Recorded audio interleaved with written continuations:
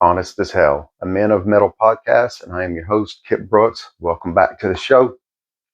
Now, in the last episode, we talked about the three rules that the Seattle Seahawks used that got them to the Super Bowl, whenever it was they got to the Super Bowl. And throughout that, there was some chat about professionalism. And I've had several conversations on this, and conversation I had today just kind of brought that back up to my mind, and I was like, you know what, we're gonna bring it into the show and just go a little bit more, because there's some etiquette things or some housekeeping things we should kind of discuss a little bit.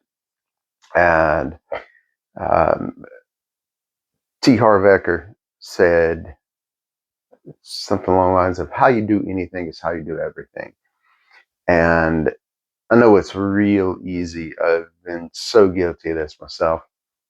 Get into a shop, and what we tend to do as humans is just aim to not be as bad as the worst around.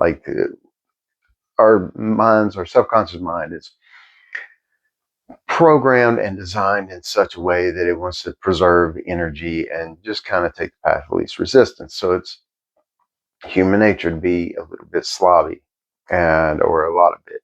And um, I've done it plenty of times, and I've seen it get into a shop, and it's like the shop itself is disorganized as can be, and just mess everywhere and fall right into that. But then you get into a shop like some of these large corporate shops, like, a Caliber, or I don't even remember who else was around because everybody's bought everybody else out. But just any of the larger shops. I've been in independent shops that you would swear were a corporate or a franchise shop, and I've been in some of the corporate and franchise shops that are absolute pigsties and just run down and slobby. That part's not consistent. But what is consistent is how you show up in all of them. And as easy as it can be to slide off into, being as slobby as the shop is, don't, because for one, you lose tools, you lose all sorts of stuff. It gets so inefficient with your repair times and just everything else. You start getting scattered, and just lose so much time, therefore lose so much money. But also, too, you might work in 9 body shops or 9 retail shops or whatever. You might work in 9 that absolutely do not care. But then you get to that 10th one, and after you've already accumulated these, quote unquote bad habits, you get in that 10th one and they do, and you're a hot mess when they look at your bay. Like, that tarnishes how they look at you. And how you carry yourself while you're there. I don't believe in throwing glue tabs, whatever you call them, on the floor. I used to for a long time. And then, because that's just what I thought you did. Like, it's so easy. Just peel it off, let it fall to the ground. Gravity takes care of it.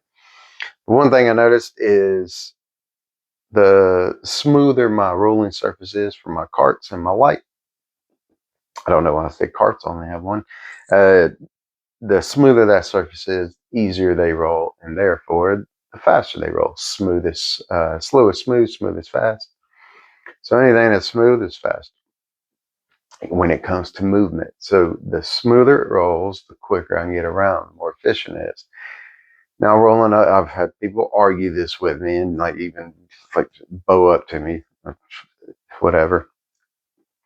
You can't deny that fact. And yeah, I know that, like, glue tabs, whatever, the glue on the floor, isn't that big a deal. It's not even a speed bump, comparatively speaking. It's not even a speed bump for the cart and tool cart and lights, but it still slows it down a little bit. And those fractions of a second add up at the end of the week. They add up at the end of the month, and even bigger at the end of the season. And just like, one single dollar is not that big a deal, yet every day, if you pick them up, they accumulate and build into something like over time. Like if you're picking up $1 every single day, well, you got a few $100 at the end of the year or at the end of the season or whatever, depending on where you're counting. So just think of it that way.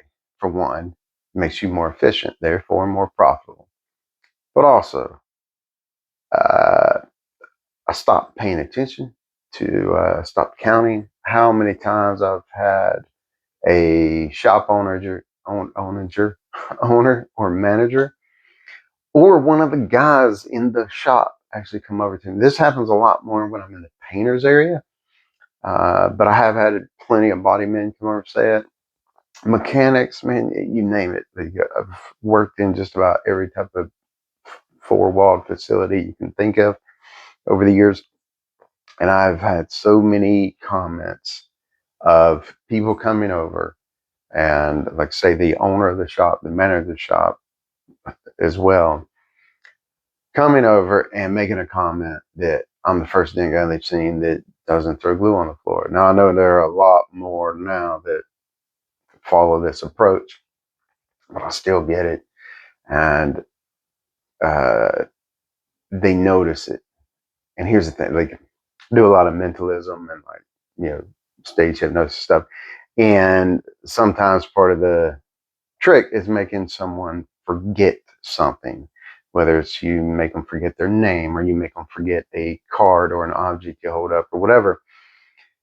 And there's this moment of confusion with them. But then all of a sudden you bring that memory back, you bring back their name, or you bring back the item you're holding up in front of them or whatever it is, and they see it again. So therefore they know it's there. And if it's there now and it wasn't a minute ago, they go through this whole thing where they truly know they forgot it once they remember it. Okay. Once it's there and they notice it. And this stuff is very much like that. Like, so much of what we're doing is a performance. Okay? And it's performance and professionalism.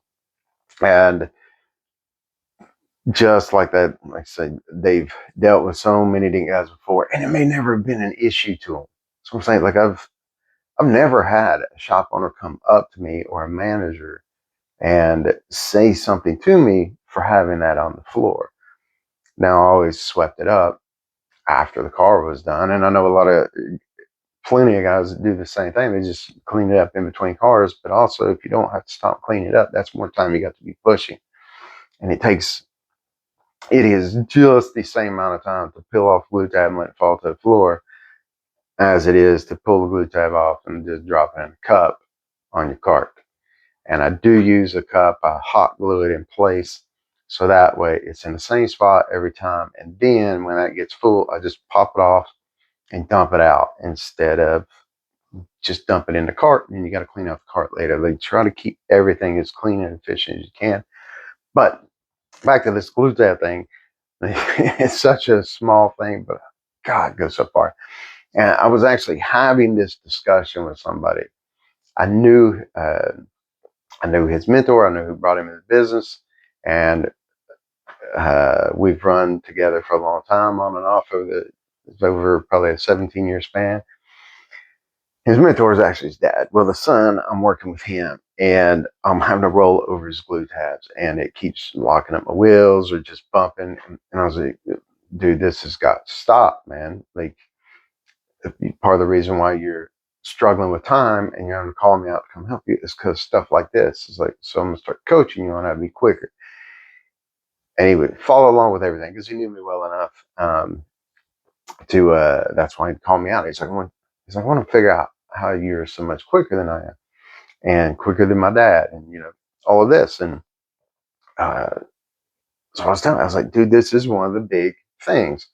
And he argued with me. So my dad doesn't do that. So you said I was quicker than your dad. I was like, this is why. I was like, I'm not quick at fixing dents. I am quick at all the other little stuff. And that gives the illusion that I am quick at repairing dents because we're moving so much. Like, you put 5,000, 6,000 steps in running around a car. So the more times you do that, especially if you're doing 2, 3, 4 cars a day, now obviously the less damage on a car, the less you move around, and also sometimes the worse damage, the less steps you're actually putting in. But he finally listened to me. Yeah, and he got pretty frustrated about it. I got kind of frustrated in trying to convince him of it. But we had our own, as we were tagging the car, we had our own little zones going on. I was on one side of the roof and then down one side, and he was on the other side. And then I was working on the hood. And just so happened, little poetic justice, and the owner of the shop came in. Now they have serviced that shop. His dad's serviced that shop for like 28 years. Um, and owner of the shop came through and he's like, wow, why is this guy's area so much cleaner than yours? And luckily, like he was just picking at him. It's a typical shop, and they've known this kid since the day he was born. So and now he's at you know late 20s at this point, and uh, it was all fine, but they still noticed it. And that's just it. You need to think about the thing. Like, think of yourself as a brand, and regardless of who you're working for, like, think of yourself as a brand, as a business. And if you're working the deal yourself, like we talked on the last one, like it doesn't matter if it's my deal or who I'm working it for someone, whether that's a broker or a local guy or whatever it is. I'm thinking all the way up, like I am part of that team, every single one of them. If I'm working for the local guy, I'm flying under his colors as far as the shop is concerned. But then to the next level, I think of how I could perform as one of the top employees that shop has, and I just see myself as that all the way through, kind of, and it pays dividends. And this is the thing. This is one of those things to just separate yourself. So Michael Jordan, as all of us know, anyone with an IQ above 7 knows Michael Jordan's the greatest of all time. And Tracy, if you listen to this, no, Kobe's right there on his coattails. But and even if Kobe got close, well, Michael mentored him. So, Jordan didn't have Jordan mentoring. But anyway, both are absolutely great at what they did. And Jordan, there's a story of him, all the other players would get their limo at the game or their driver or whatever to drop them off, like in this special place that was secret and away from all the crowds and all that. Jordan would get dropped out right in the middle of it because he knew, I'm Aaron, man. I'm Jordan. I am the king. This is my game. He would walk through the other players' locker rooms and walk all the way into the back, just to let everybody know that they're prepping for the game, trying to get their head right. He's going back there to let them know that they don't even bother him enough. So he's going to come through there and small talk and chit chat with them. But also, one of my favorite stories about him that I actually started like really putting this in my head when I heard this story was when they were getting ready for a press conference. He went up and grabbed other players if he didn't like how they were dressed, and he would send them back to their room to go change. And if they didn't have clothes, if they couldn't dress appropriately in his eyes, he wouldn't allow them to come to the press conference. And he's just another player on the team, but he took ownership of it, and he saw himself as a brand. He saw the whole team as a brand. And, of course, the guys would buck him and argue. And he just told them, he's like, we are the Chicago Bulls. We are not any of these other teams. We are a dynasty. We are the Bulls, and we do things different here. And that's it. That's how you got to approach it. Now, I don't dress the best when I go in because we're going to get dirty and all that. But I do try to wear a collared shirt whenever. But like I say, I'm wearing the company shirt if they've got one. And like, I don't do all this perfect, but I'm telling you how you keep your area shows how you respect the space you're in. Like, if you're staying at someone's house, you just walk right in their living room and just toss your shoes over here, take the rest of your clothes off as you walk through the house and just get comfy and then just leave everything laying around us. No, we have and etiquette. A lot of times we are better in someone else's house as a guest than we are in our own.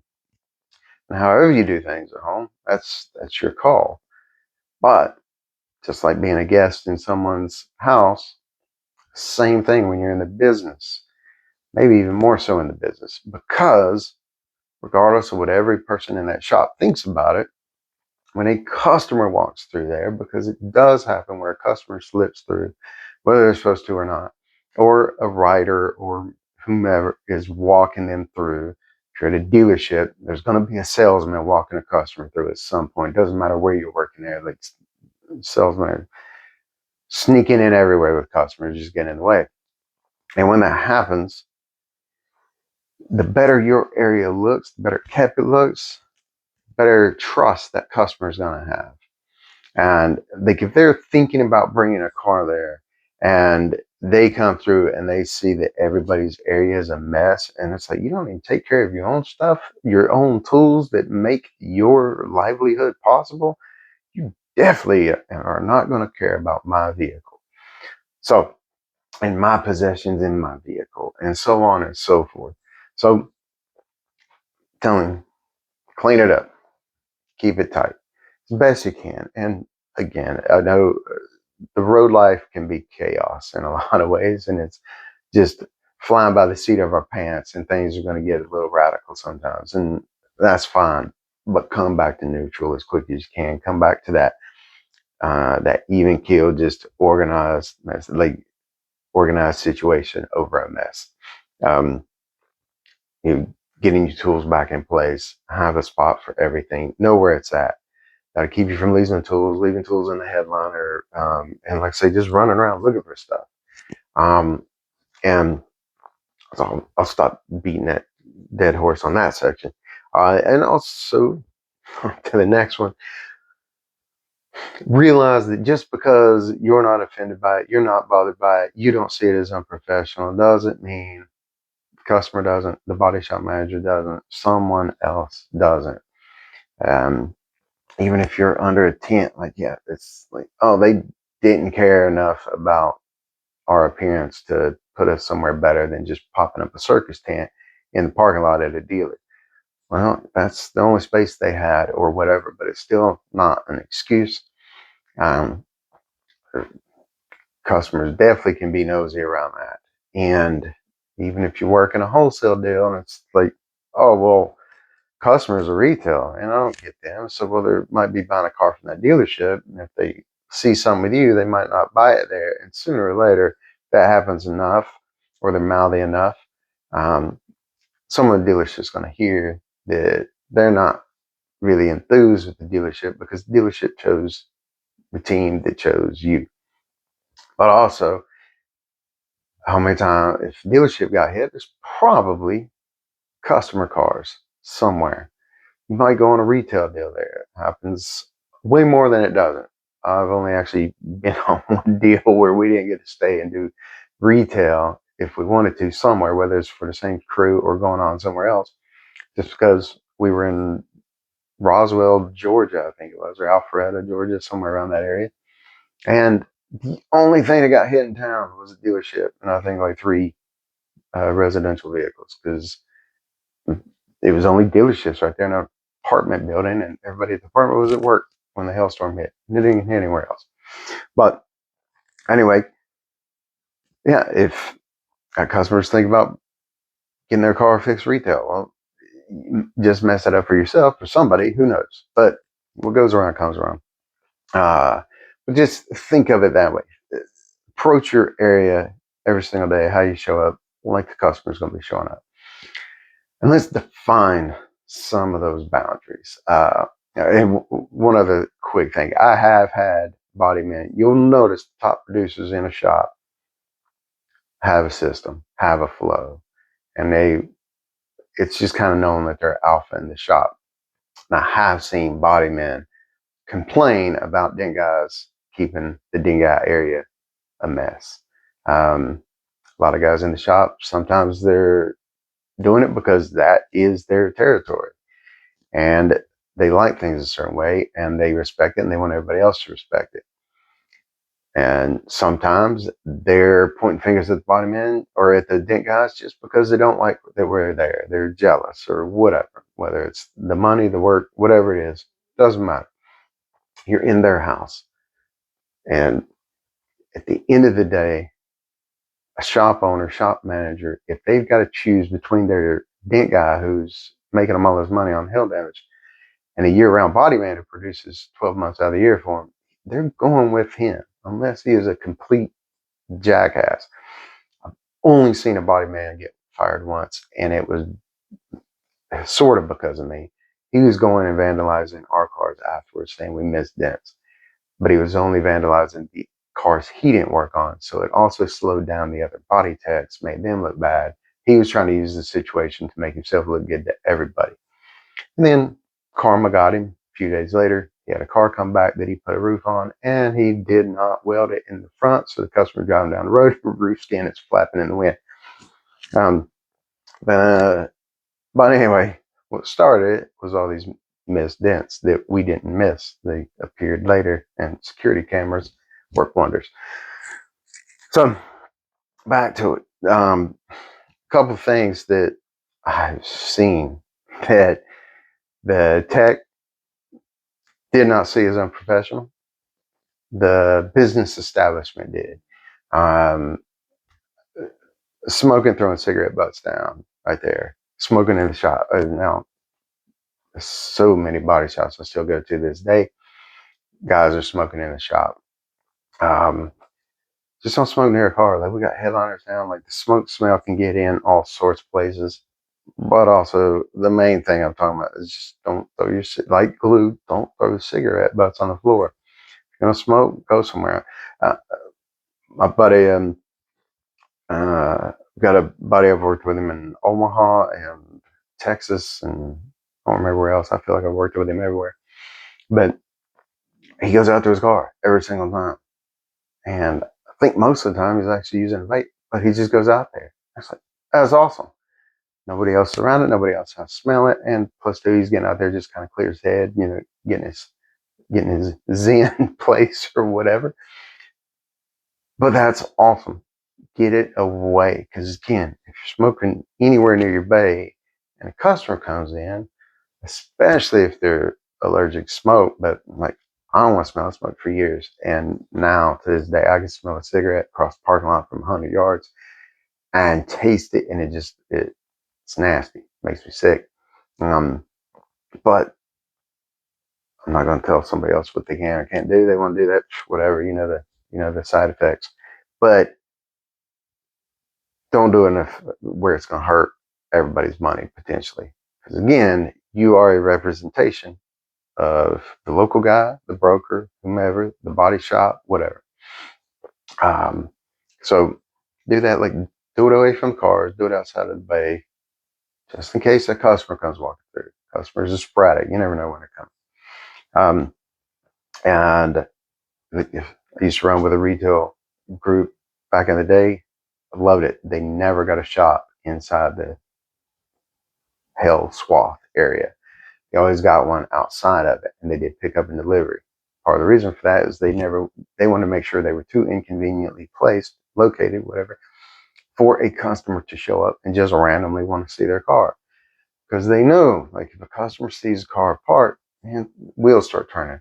I noticed when I was in body shops handling estimates or production, all of that, even when I was just detailing cars, I noticed the more things customers saw, the more comebacks we had from those customers. So every time I saw a customer come through to have to get something from their car, and they walked through and they saw cars apart, especially theirs, it put a visual in their head. And every time afterwards, they would notice every rattle, every sound that they never noticed before. I saw a guy come into a shop, and back in the day, I was a teenager, and body man named Randy fixed his car. Randy was the most meticulous body man I think I've ever met in my life.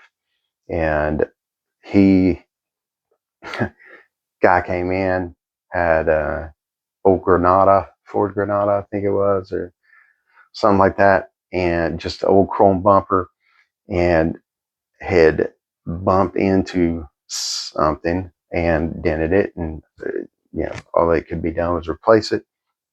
So brought it in, they replaced it. That was it. When he left, he hung out at the shop, and while they fixed it, because it's like 4 bolts held those things on. Now they weighed 1,000 pounds, but he kept popping out and like watching it be done and all that. And he saw the car be taken apart. He saw other cars back there. Then it's good to go. He leaves. When he pulled in originally, we heard his brakes grinding. Now, no one pointed that out to him. We learned something else from this experience, and that was to point out flaws in a car before I touch it. But we'll get into CYA on that stuff in a later date. So, guy leaves with his bumper on. Brakes are still grinding. He comes back and says, "We broke something," because his brakes were metal on metal. And he had never noticed that before. He swore up and down he had. It got heated. It got heated quick, to the point Randy, the most meticulous and most calm, professional, soft-hearted body man I ever met in my life, picked up a body hammer and threatened a customer that if he didn't leave right then, Randy was going to beat his car and possibly beat him. And he said, "You need to go to the service department, go see a mechanic. That's your brakes. That's got nothing to do with us." In fact, the bumper was in the rear, or the bumper was in the front. Your brakes were in the rear that are grinding. But anyway, so I noticed that throughout my years in body shops. Customer came through, saw the car part. Man, they would come back with so much stuff. I've seen it in this. Like they come in, they see their headliner down, it kind of freaks them out. There's wires everywhere. All of a sudden, this light's not as bright as it was.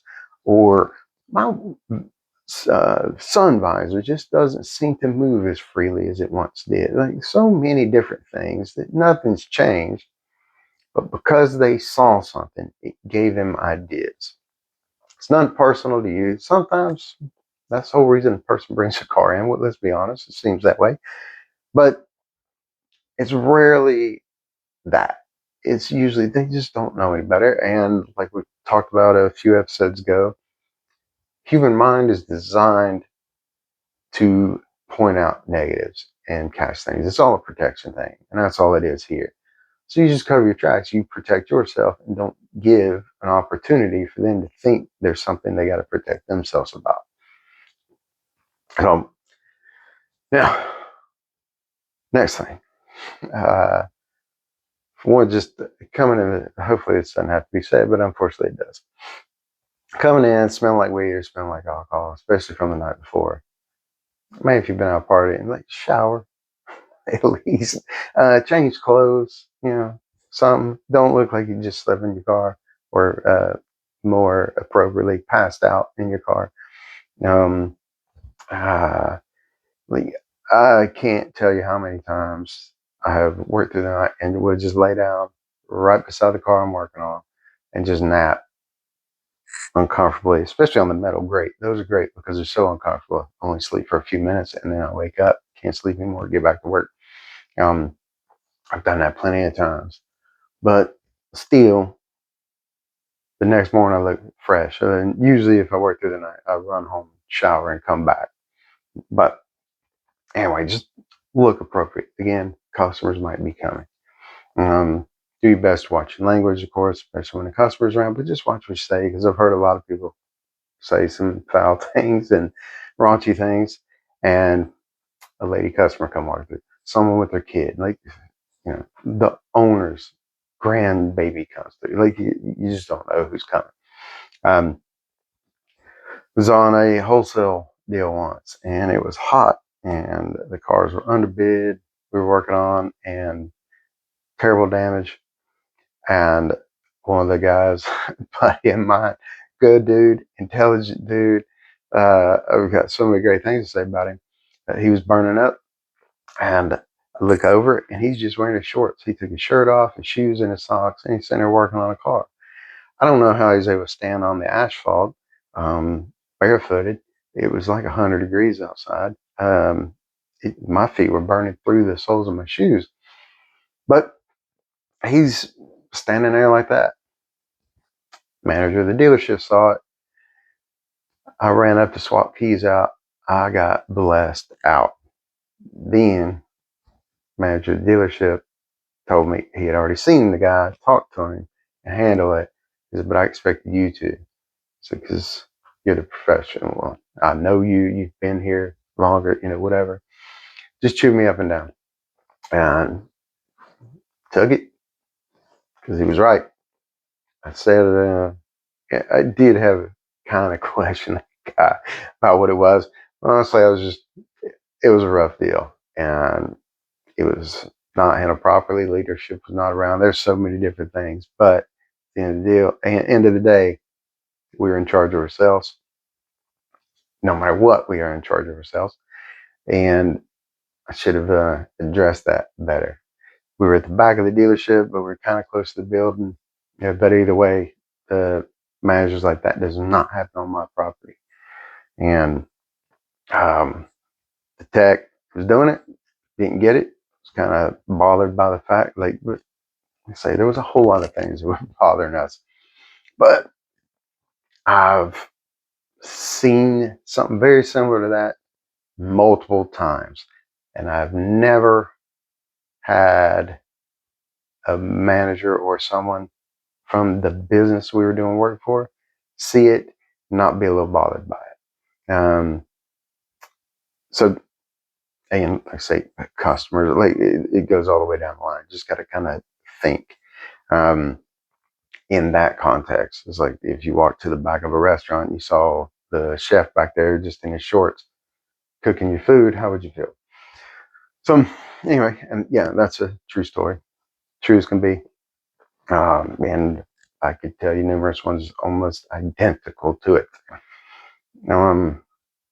And again, in that just because it may not be rude to you, may not be offensive to you, might not be out of etiquette, like whatever the word is, just because it's not you doesn't mean it's not somebody.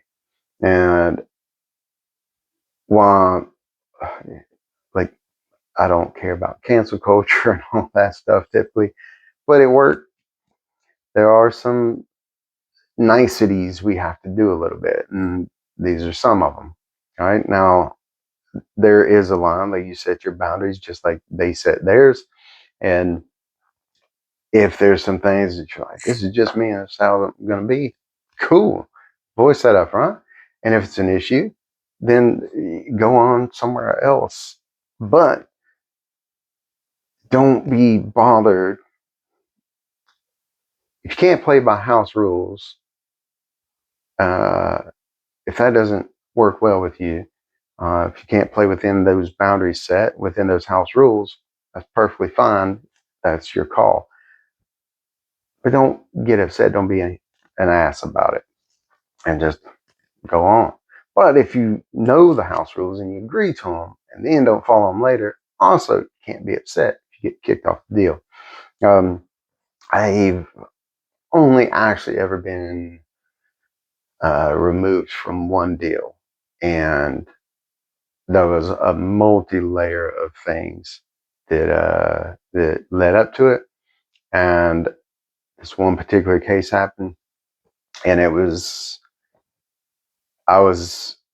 involved. It was my car, it was my situation, and I did what one person told me, but I didn't follow my own advice in the last episode, and actually talked to the big dog there about what was going on. And so when it became an issue or a misunderstanding or whatever, I just took the heat for it. And luckily, we had a good enough relationship. We're still friends to this day.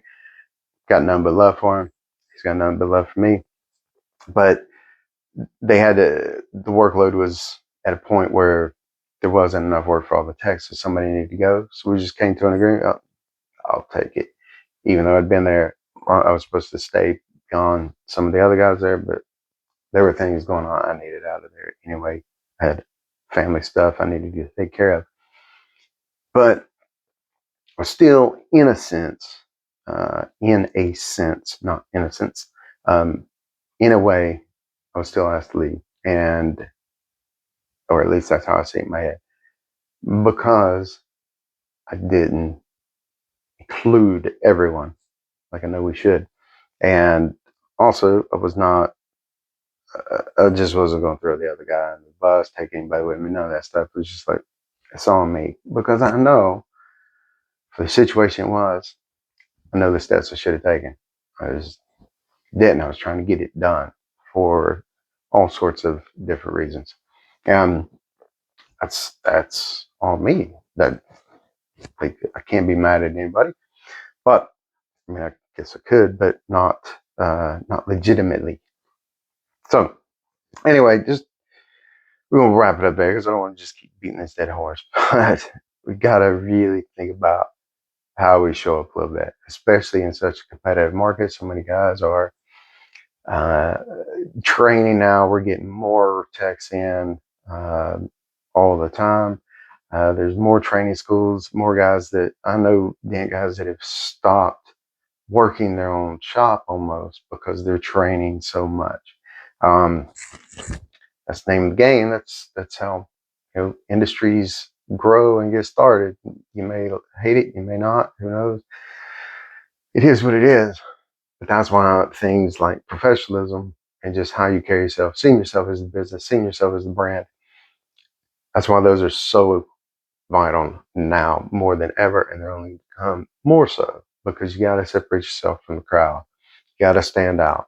There's got to be something else that puts you above the rest, because there's a lot of great techs out there, but I know some really phenomenal techs that can't get work because of professionalism, their attitude, whatever. Nobody wants to work with them. So keep that in mind and just get out on that trail and crush it.